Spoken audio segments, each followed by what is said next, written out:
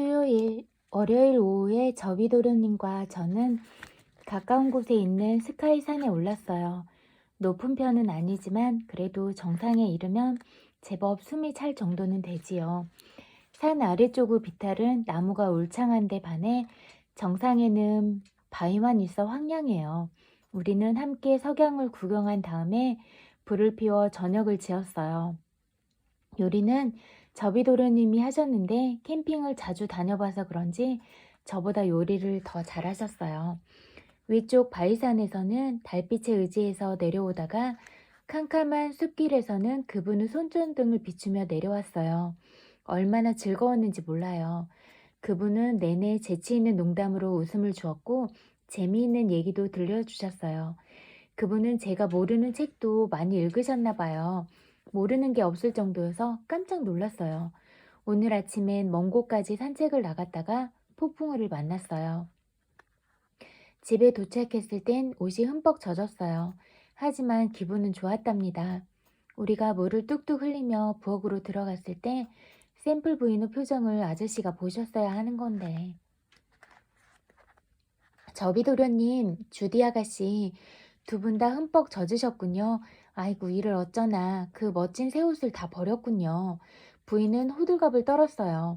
사람들이 봤다면 우리는 10살 먹은 어린애이고 부인은 어쩔 줄 몰라 하는 엄마인 줄 알았을 거예요.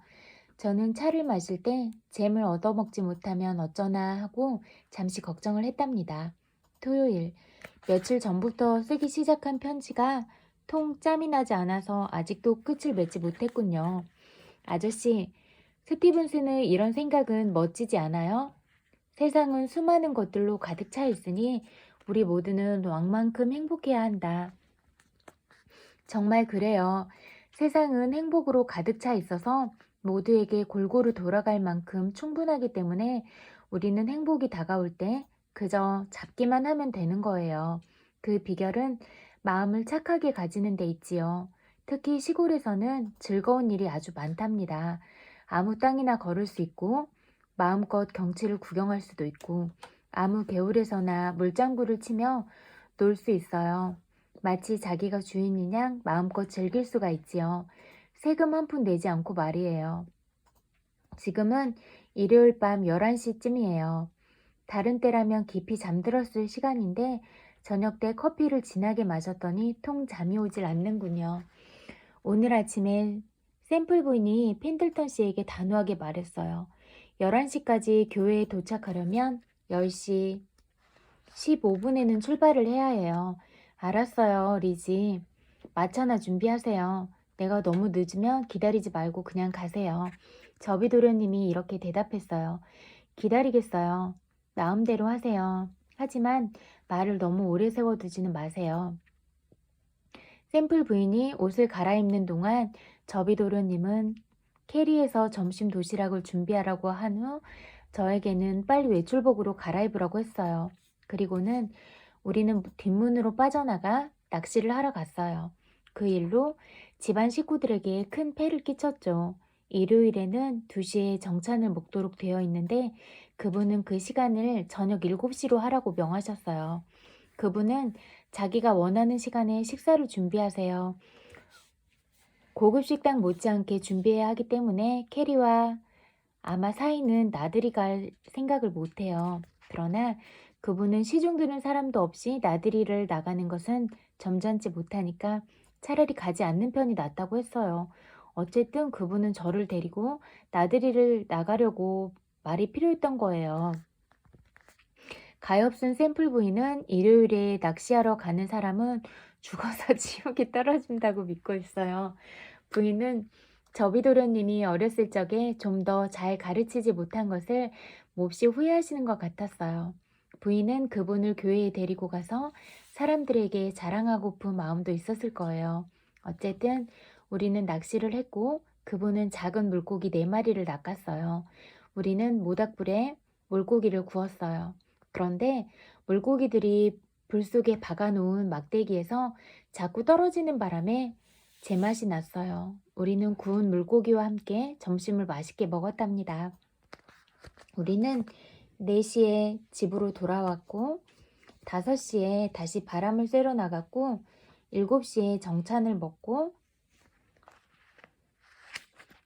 10시에 침실로 들어와 지금 이렇게 편지를 쓰고 있는 겁니다. 이제 조금 졸리기 시작하는군요. 안녕히 주무세요. 이것은 제가 잡은 거북이를 그린 거예요. 이봐요 키다리 선장. 서라 밧줄을 매라. 야호 럼주 한 병 가져와. 제가 무슨 책을 읽고 있는지 짐작이 가시죠? 보물섬이에요.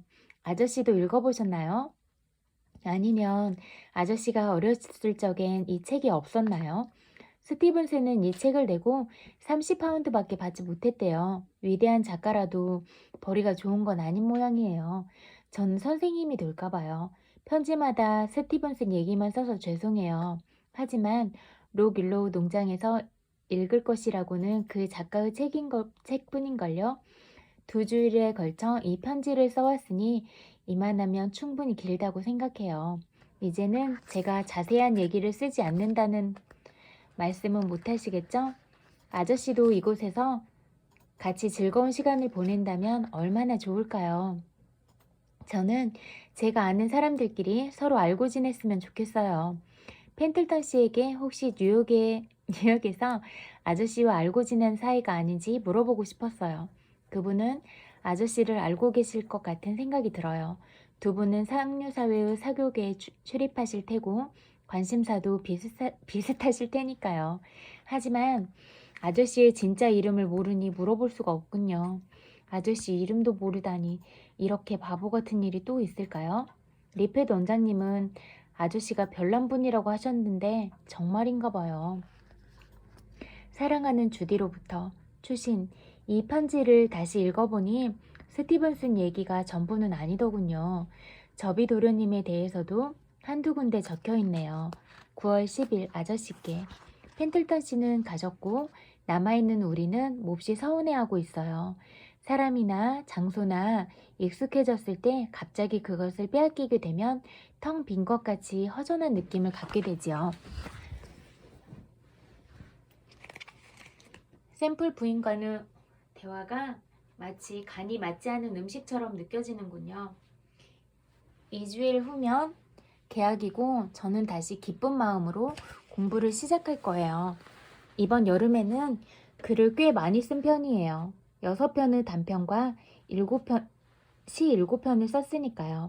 잡지사로 보낸 단편들은 모두 되돌아왔어요. 하지만 괜찮아요. 좋은 연습이 되었거든요. 저비도련님은 그 원고를 다 읽어보셨어요. 제 글이 형편없다고 하셨어요. 어느 것 하나 제 생각을 제대로 표현한 것이 없다는 거였어요. 저비도련님은 진실을 말할 때는 가차없는 분이세요.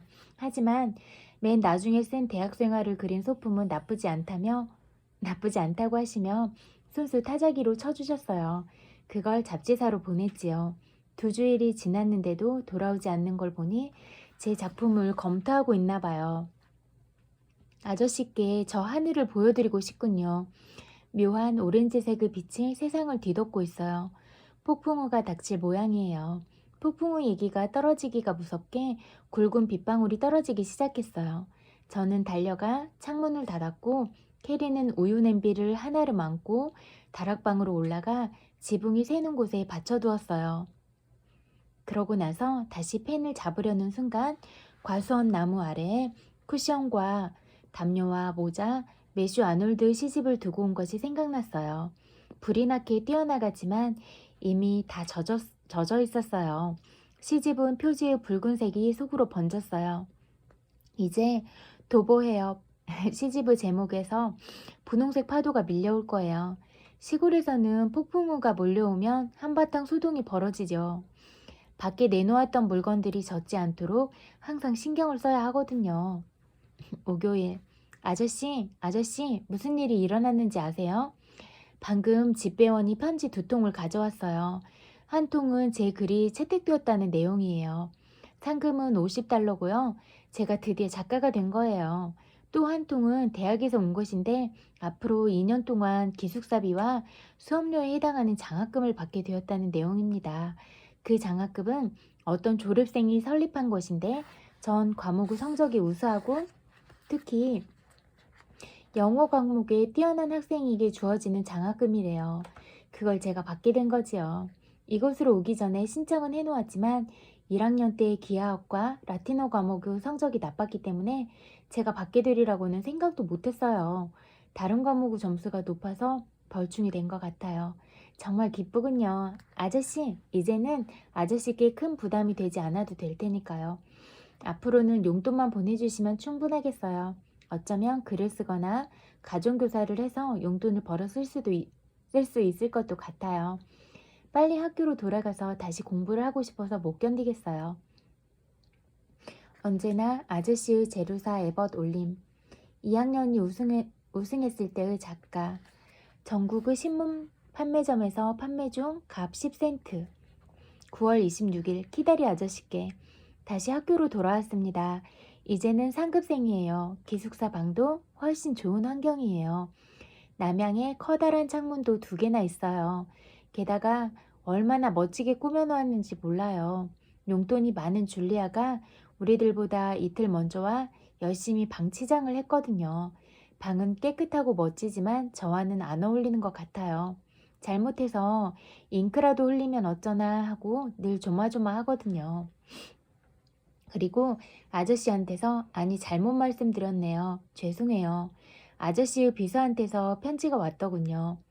어째서 제가 장학금을 받으면 안 되는지 납득할 만한 이유를 말씀해 주셨으면 해요. 저로서는 아저씨가 반대하시는 이유를 도무지 알 수가 없어요. 그리고 아저씨가 아무리 반대하셔도 이젠 소용없어요.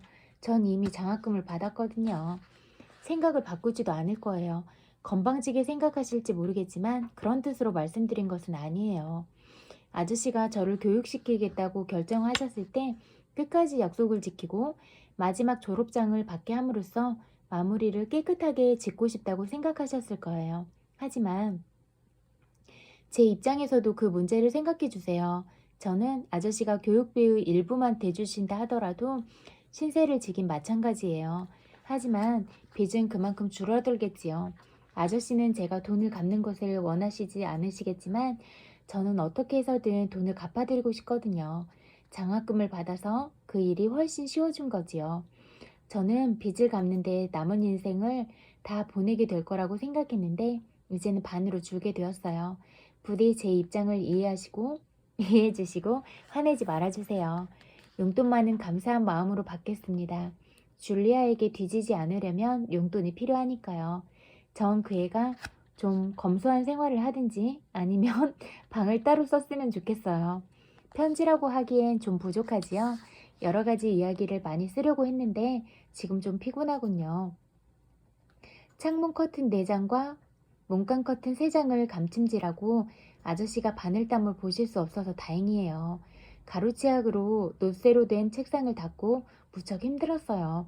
손톱깎이로 사진을 걸었던 철사를 잘라내고 상자 4개를 풀어 책을 꺼내고 트렁크 2개에 가득 들어있던 옷을 정리하고 제루샤 예벗이 트렁크 2개에 가득 옷을 가지고 있다니 믿어지지 않지만 사실이에요. 그 사이사이에 50명이나 되는 친구들에게 일일이 인사를 했거든요. 계약을 해서 무척 기뻐요. 안녕히 주무세요, 아저씨. 그리고 아저씨의 병아리가 스스로 먹이를 찾고 싶어 한다고 화내지 마세요.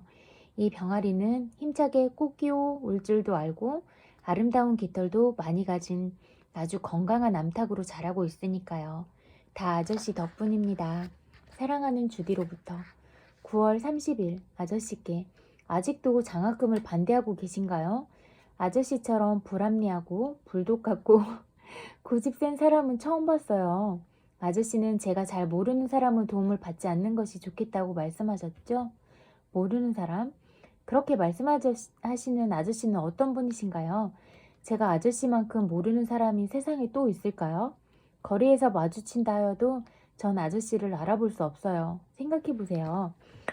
만일 아저씨가 이해심이 많고 너그러운 분이라서 아저씨처럼 다정하고 유쾌한 편지를 보내주시고 가끔씩 찾아와서 머리를 쓰다듬어 주시며 착한 아이라고 칭찬을 해주셨더라면 저는 아저씨 말씀을 잘 따르는 아이가 되었을 거예요.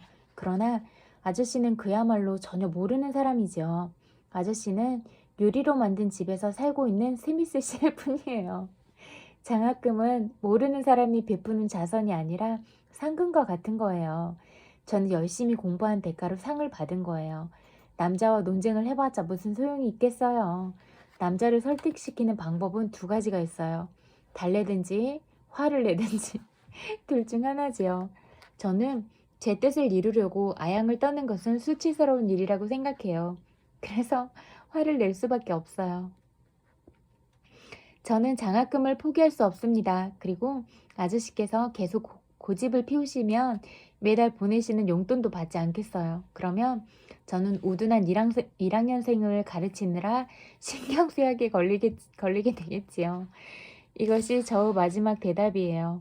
이런 생각도 해봤어요. 제가 장학금을 받으면 다른 학생이 공부를 못하게 될까봐 걱정하시는 거라면 한 가지 방법이 있어요. 저에게 들어갈 돈으로 존 그리어 고아원에 있는 다른 여자아이를 공부시키는 거예요. 어때요? 훌륭한 생각이죠? 아저씨가 원하시는 대로 얼마든지 새로운 여자아이를 공부시켜주세요. 하지만 부디 저보다 그 아이를 더 좋아하지는 말아주세요.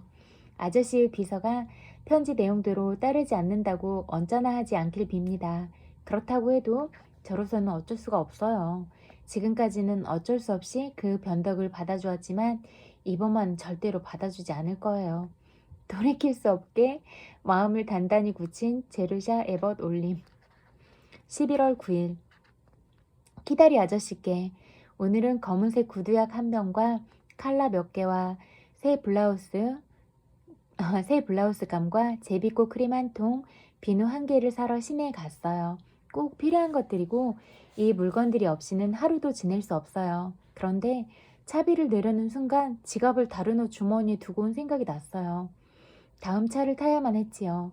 그 바람에 체육 시간에도 늦었어요. 기억력도 없는 사람이 코트를 2벌씩이나 갖고 있으니 이 모양이죠. 줄리아 펜틀턴이 크리스마스 연휴에 자기 집으로 저를 초대했어요. 아저씨 어떻게 생각하세요? 존 그리어 고아원 출신인 제르샤 에벗이 부잣집의 식탁에 앉는 걸 한번 상상해 보세요. 줄리아가 왜 저를 초대했는지 궁금해요. 줄리아는 요즘 부쩍 절 좋아하는 것 같아요. 솔직히 말씀드리면 전 셀린의 집에 더 가고 싶지만 줄리아가 먼저 초대를 해서 어쩔 수 없어요. 펜틀턴 가의 사람들을 만날 생각을 하니 조금 두렵기도 해요. 새 옷도 여러 벌 장만해야 할 것 같고요. 아저씨께 제가 학교에 조용히 남아있기를 바라신다면 그 뜻에 따르겠습니다. 저는 요즘 토머스 헉슬리의 생애와 편지를 읽고 있어요. 이 책은 틈틈이 가볍게 읽을 만한 재밌는 책이에요. 아저씨, 시조새가 뭔지 아세요? 새의 일종이에요. 그렇다면 스테레오 그나투스는요? 중생대에 살았던 포유동물의 이름이에요.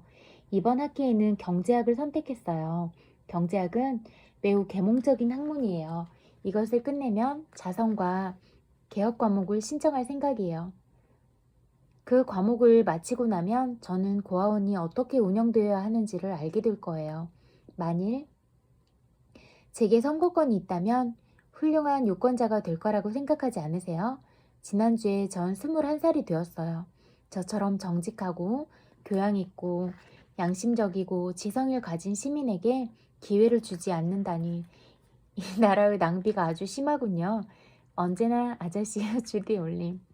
12월 7일 키다리 아저씨께 줄리안의 집을 방문하도록 허락해 주셔서 감사합니다. 아무런 말씀이 없으신 것은 허락하시는 것으로 받아들이겠습니다. 상급생이 되니 행사가 많아요. 지난주에는 개교기념 무도회가 있었지요. 이 무도회에는 상급생만 참가하도록 되어 있기 때문에 우리는 올해 처음으로 참가했어요. 저는 지미 맥브라이드를 초대했고 셀리는 지미의 같은 방 친구를 초대했어요. 지난 여름에 셀린의 캠프에 왔던 사람인데 빨강머리의 아주 멋진 남자지요.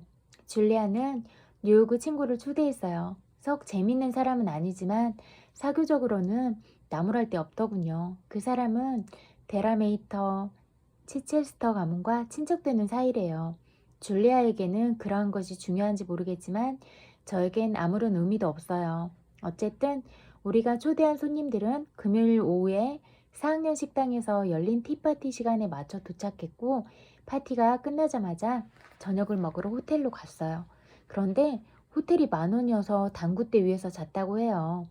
지미 맥브라이드는 다음에 또 행사에 초대받게 되면 텐트를 가져다가 학교 운동장에서 쳐야겠다고 했어요. 손님들은 7시 반에 학장님이 베푸는 환영회와 무도회에 참석하기 위해 학교로 돌아왔어요. 우리는 초대된 남자들의 이름표를 미리 다 만들어두고 춤이 한번 끝날 때마다 자기 이름을 나타내는 머리 글자가 적힌 팻말 아래에 모여서 다음 춤을 출 상대를 기다리도록 했지요. 지미 맥브라이드는 M자 밑에서 얌전히 상대를 기다려야 했는데 여기저기로 계속 옮겨 다녀서 R자와 S자의 사람들과 뒤섞이더니 나중에는 아무 글자이나 다 끼어들었어요. 지미는 무척 힘든 손님이었어요. 그런데도 지미는 저하고 3번밖에 추지 못했다고 투덜거렸어요.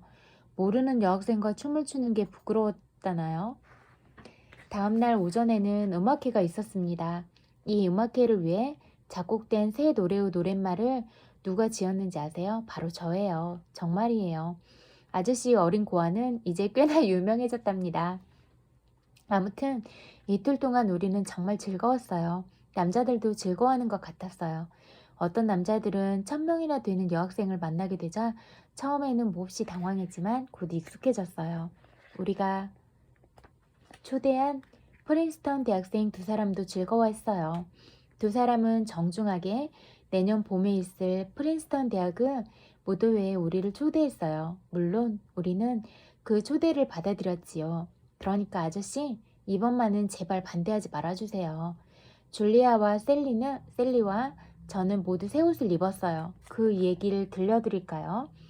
줄리아는 크림색 비단에 금색 실로 술을 놓은 드레스를 입고 가슴에는 자줏빛 안초를 꽂았는데 공주님처럼 아름다웠어요. 그 옷은 파리의 유명 디자이너 작품으로 100만 달러나 들었대요. 셀리는 페르시아 자수 장식이 있는 하늘색 드레스를 입었는데 빨강머리와 아주 잘 어울렸어요. 그 옷은 100만 달러는 안 되지만 줄리아의 옷 못지않게 예뻤어요. 저는 연분홍색 비단에 담갈색 레이스와 장밋빛 비단으로 장식한 드레스를 입었어요. 그리고 지미 맥브라이드가 선물한 붉은 장미꽃을 꽂았어요. 셀리가 미리 지미에게 어떤 색 꽃을 사오라고 일러주었대요. 우리는 비단 양말에 무도화를 신고 자기한테 어울리는 시폰 스카프를 둘렀어요. 여자들 옷이 장식이 이렇게 많다는데 놀라셨죠? 남자들에게는 베네치아 레이스나 시폰 손으로 놓은 자수나 아일랜드풍의 크로셋 편물 따위가 아무런 의미가 없으니 남자들은 개성 없는 삶을 살 수밖에 없다는 생각이 들어요. 반면에 여자들은 남편이나 하인이나 평행사변형이나 정원이나 세균이나 시나 플라톤 등에 관심을 갖고 있다고 하더라도 근본적으로는 옷에 가장 관심이 많지요. 이것은 전 세계를 하나로 만드는 인간의 속성 중 하나예요. 이 말은 섹스피어의 희곡에서 따온 거예요. 그리고 제가 최근에 발견한 비밀 한 가지 알려드릴까요? 저를 바보로 생각하지 않겠다고 약속하시면 말씀드리고요. 저는 참 예뻐요. 정말이에요. 방에 거울이 3개나 있는데도 그 사실을 모른다면 저는 정말 바보 천치겠죠? 한 친구로부터. 추신, 이 편지는 소설에나 나오는 사악한 익명의 편지라는 겁니다. 12월 20일, 키다리 아저씨께. 지금 저에겐 시간이 많지 않아요. 아직 수업이 2시간 더 남아있는 데다가 트렁크 1개와 작은 가방 1개에 짐을 꾸려서 4시 기차를 타야 하거든요. 하지만 아저씨가 보내주신 크리스마스 선물에 대한 감사의 말씀을 전하지 않고는 떠날 수가 없어요. 보내주신 모피코트와 목걸이와 스카프, 손수건, 장갑, 책, 지갑은 모두 제 마음에 꼭 들어요. 그러나 무엇보다도 아저씨가 제일 좋아요. 하지만 아저씨 이런 식으로 저를 망치는 일은 말아주세요. 이렇게 사치스러운 물건으로 제 마음을 허영에 들뜨게 하면 어떻게 공부에만 전념할 수 있겠어요. 저는 그저 평범한 인간이고 평범한 여자일 뿐이에요. 존 그리어 고아원의 평의원님 중 어떤 분이 해마다 크리스마스 트리를 보내고 일요일이면 아이스크림을 보내셨는지 이제 알 것 같군요. 이름을 밝히진 않으셨지만 그분의 행동으로 보아 저는 그분이 누구인지 알아요. 아저씨는 착한 일을 많이 하셨으니 그만큼 행복하셔야 해요. 안녕히 계세요. 즐거운 크리스마스가 되길 바랍니다. 언제나 아저씨의 주디 올림. 추신, 저도 작은 선물 하나를 준비했어요. 아저씨는 주디를 만나고 나서도 좋아해 주실 수 있어요? 1월 11일. 뉴욕에 있는 동안 아저씨께 편지를 쓰려고 했는데 정신없이 바빴어요. 즐겁고 유익한 시간을 보내긴 했지만 그런 집안에서 태어나지 않은 것이 다행이란 생각이 들었어요. 차라리 존 그리어 고아원이 훨씬 더 나은 것 같아요. 저의 성장 과정에는 많은 결함이 있었지만 적어도 그렇지 않은 채 하지는 않았어요. 사람이 물질의 노예가 된다는 말이 무슨 뜻인지 이제 알 것 같은 생각이에요. 그 집의 물질적인 분위기는 사람을 짓누르는 것 같아서 저는 돌아오는 급행열차에 타고서야 겨우 숨을 쉴 수가 있었어요. 가구는 모두 조각이 새겨져 있고 장식이 있는 호화로운 것들이었어요. 사람들은 모두 멋진 옷을 입고 낮은 음성으로 얘기를 나누는 교양 있는 모습들이었지요. 하지만 아저씨, 제가 그 집에 있는 동안 진정한 대화는 한마디도 듣지 못했어요. 그 집에는 생각이란 것이 전혀 없었어요. 펜틀턴 부인은 보석이나 옷이나 사교적인 모임 외에 다른 것은 아무것도 생각하지 않는 것 같았어요. 맥브라이드 부인과는 전혀 달랐어요. 만일 제가 결혼을 해서 가정을 꾸민다면 저는 맥브라이드 가족처럼 살 거예요. 돈이 아무리 많아도 펜틀턴 집안의 사람들처럼 키우지 않을 거예요. 저를 초대해준 집에 대해 좋지 않게 얘기하는 것이 예의에 벗어나는 일이라는 걸 알고 있어요. 용서해주세요. 그리고 이 이야기는 아저씨와 저와의 비밀로 해주세요. 저비도련님은 차 마시는 시간에 오셨을 때 한 번밖에 못 만났어요. 그리고 얘기를 나눌 기회도 없었어요. 작년 여름에는 함께 즐거운 시간을 보냈는데 이번엔 실망이 컸어요. 그분은 친척들을 그리 좋아하지 않는 것 같았어요. 친척들도 마찬가지고요. 줄리아 어머니는 저비도련님이 정신적으로 불안한 사람이라고 했어요. 그분은 사회주의자래요. 머리를 기르고 붉은 넥타이를 매지 않는 것만도 다행이래요. 펜틀턴 가문은 대대로 영국 국교회의 신자였는데 그분이 어떻게 그렇게 괴상한 사상에 물들었는지 알 수가 없대요. 저비도련님은 요트나 자동차나 폴로 경기용 말 등 자신에게 어울리는 것에는 돈을 쓰지 않고 개혁에 미쳐서 쓸데없는 데 돈을 낭비한대요. 하지만 그분은 사탕 사는데도 돈을 쓰지요. 줄리아와 제게 크리스마스 선물로 사탕 한 상자씩을 보내주셨거든요. 아저씨, 저도 사회주의자가 될 생각인데 아저씨 생각은 어떠세요? 사회주의는 파괴적인 무정부주의와는 달라요. 저는 무상계급에 속하기 때문에 사회주의자가 되는 것이 당연할 거예요. 어떤 사상을 선택할지 아직 결정을 내리지는 않았어요. 일요일에 그 문제를 다시 잘 생각해보고 다음 편지에는 제 생각을 밝히겠습니다. 뉴욕에 있는 동안 극장과 호텔, 그리고 아름다운 저택들을 많이 봤어요. 제 머릿속은 줄무늬가 있는 만호, 윤이 있고 아름다운 장식품을 만드는 데 쓰이는 석영 한 가지, 금도금과 모자이크로 된 바닥과 야자나무 따위에 대한 생각으로 온통 뒤죽박죽이에요. 아직도 흥분이 가라앉지 않았지만 학교로 돌아와 책을 대하니 한결 마음이 편하군요. 저는 뉴욕보다는 학교의 조용한 분위기가 더 좋아요. 바람직한 학생이죠? 대학 생활은 만족스러워요. 책과 공부와 규칙적인 수업은 정신을 늘 깨어있게 해주지요. 그러다 정신이 피곤해지면 체육관이나 밖에서 운동을 합니다. 생각이 같은 친구들과 대화는 재미있어요. 우리는 밤을 꼬박 새우며 수다를 떨다가 마치 세상의 문제들을 다 해결한 것처럼 의기양양해져서 잠자리에 들곤 하죠. 또 틈만 나면 사소한 일들을 화제로 실없는 농담을 짓거리지만 얼마나 재밌는지 몰라요. 우리끼리는 무슨 뜻인지 다 이해를 하니까요. 삶을 살아가는 데 있어서 중요한 것은 작은 것에서 큰 기쁨을 끌어내는 것 아닐까요? 저는 행복의 비결을 알아냈어요. 그것은 현재를 보람있게 사는 것이에요. 과거를 후회하거나 미래를 걱정하면 시간을 낭비하지 않고 바로 지금 이 순간을 즐겁게 사는 거지요. 대부분의 사람들은 인생을 경주라고 생각하는 것 같아요.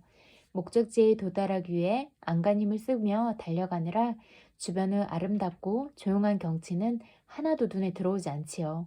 그러다가 문득 늙고 지친 자신을 발견하게 되고 목적지에 도착하든 못하든 아무런 의미가 없다는 것을 깨닫게 되지요.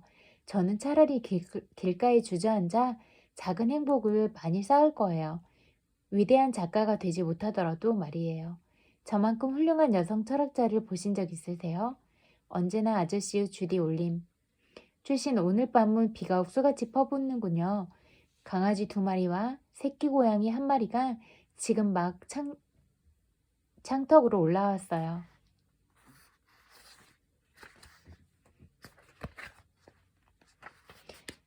친애하는 동지께 만세! 이제 저는 페이비언이에요. 페이비언은 점진적인 사회주의자예요. 우리는 하루아침에 혁명이 일어나길 바라진 않아요. 사회가 심각한 혼란에 빠질 우려가 있기 때문이지요. 먼 장래에 우리 모두가 준비를 마치고 충격을 견딜 만한 능력이 될 때 서서히 혁명이 일어나길 바라지요. 그 사이에 우리는 교육 그리고 고아원 분야의 개혁을 통해 준비를 갖추어야 해요. 동지애를 느끼며 주디 올림.